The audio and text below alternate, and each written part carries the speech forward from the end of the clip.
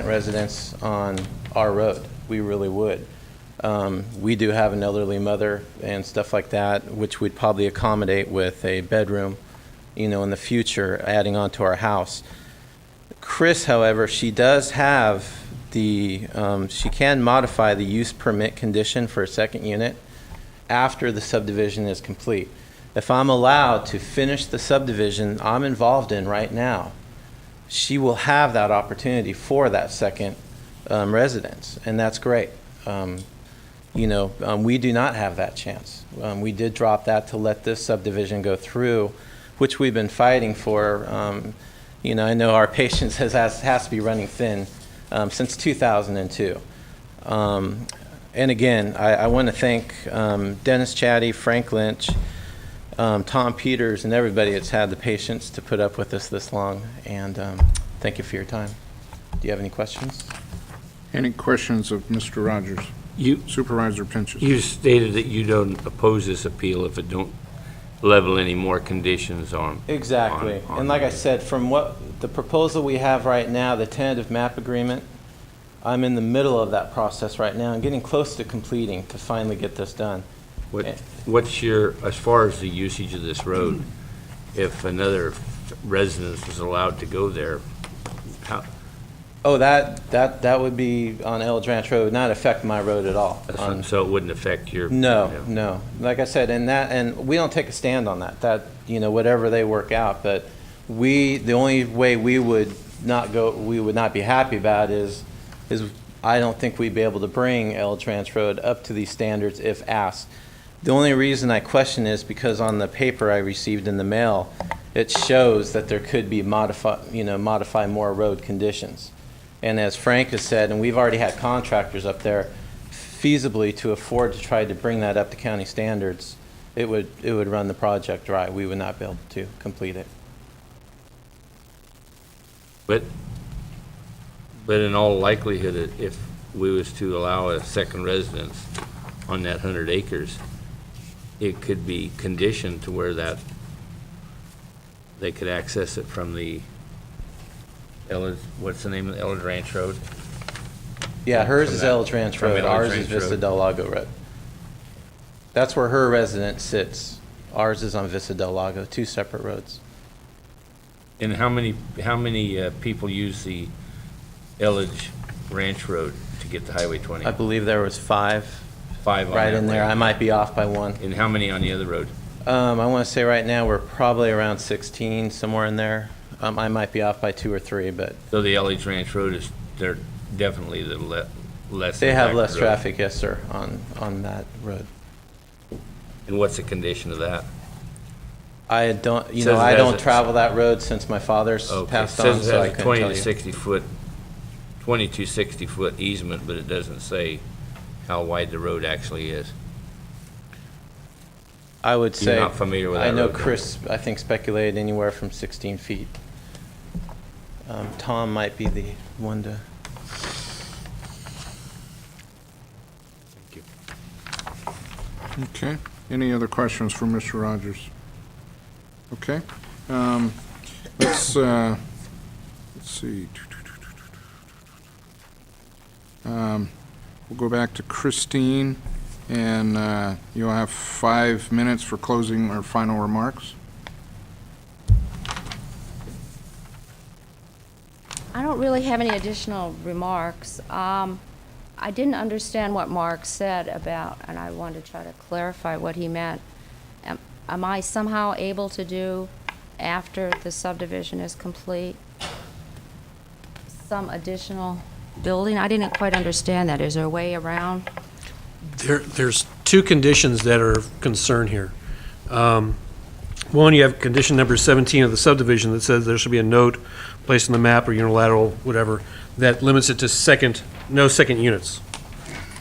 No, excuse me, that's number 18. And then there's a special condition that says that you're going to accord a conditional certificate of compliance, and that shall require that any future development, which is defined as the construction of any new structure or addition to the existing structure in excess of 120 square feet, excepting a new single-family dwelling, shall be allowed, provided the existing single-family residence is permanently converted to a non-residential structure. So you can repair, you can add your existing house. I understand that, But if you're Frank. going to do that, if you're going to go beyond that, then you'd have to do these road improvements to Elledge Ranch Road. I understand, and that's what Mark was referring to. There's not an ability to have, say, a house that's one of your yard workers lives in or something like You, that. I mean, the way it's conditioned now, there'd be no second unit, and if you're going to do a second unit, you have to do a bunch of this I road work. understand. Okay, there's nothing else that was said. Okay. The other issue would be, you could come back, and you'd have to, right now, as it stands now, you'd have to come back and modify the condition that limits no second unit, which you have the right to do once this division's done. Your issue is that you'd like not to have to come back and do it. Because if I come back and do it, then there's hundreds and hundreds of thousands of dollars of road work. In Is that what either you're instance, saying? there's going to be very expensive road work to be Yeah, done. yeah. In answer to your question, I believe most of the road's 18 foot, but I think there's a few places that it's down to 17 or 16. As I say, we keep trying to widen. Mr. Chairman, Tom Peters from Transportation can probably give you a good idea of what And the he, condition of the road. I'd be happy for you to, if you know exactly. Mr. Peters. I did visit the road. I haven't been there in the last year and a half or 2 years, but I can't remember when I was up there last. But it varied anywhere from probably 15 feet to 18 feet wide or so. There's a few spots where there's steep banks, steep cut banks, steep fill banks, where it's probably about 15 feet last time I was there. And there is some part of it, I don't know exactly how far, but it probably exceeds 15% grade. In that case, we would recommend that it be paved, all those areas that exceed 15%. That's where the expense comes in. Okay. Any other questions? Supervisor Dilworth. Thank you. Mr. Lynch, I want to make sure I understand. Usually when we've done this, if I have it correct, we've put deed restrictions when we've eliminated the possibility of a second unit. We have in That's- some cases, not always have we done a deed restriction. That's Not probably always. a better way to do it. But we've done that, at least the times that I'm recalling, they've been deed restrictions. This is not a deed restriction. Correct, it's just a note on the map. So if it was a deed restriction, then Ms. Urkela could not come back and try to get a second unit. It's very difficult. I won't say it's impossible. She would have to go through a modification process to do that, yes.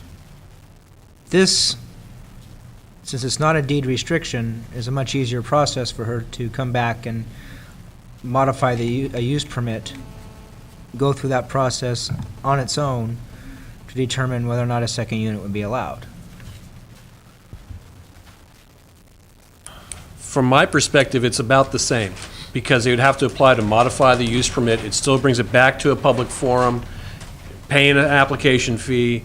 If she came back to do that, we would point out that it's a substandard width of easement, and the road is substandard. And so we may require, in exchange for, well, A, she might not meet the road stand, it might not meet the easement width standard, and B, that she would have to do road work that would be quite expensive. But we also look at what's a fair amount of road work comparable to the impact.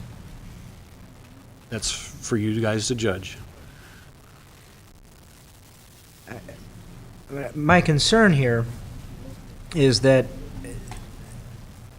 what's before us, or was before the planning commission, and they approved, was based on 1 unit per parcel. If this was a deed restriction, which in my mind says that's not going to happen, the second unit's not going to happen, I'd be more interested to alter that.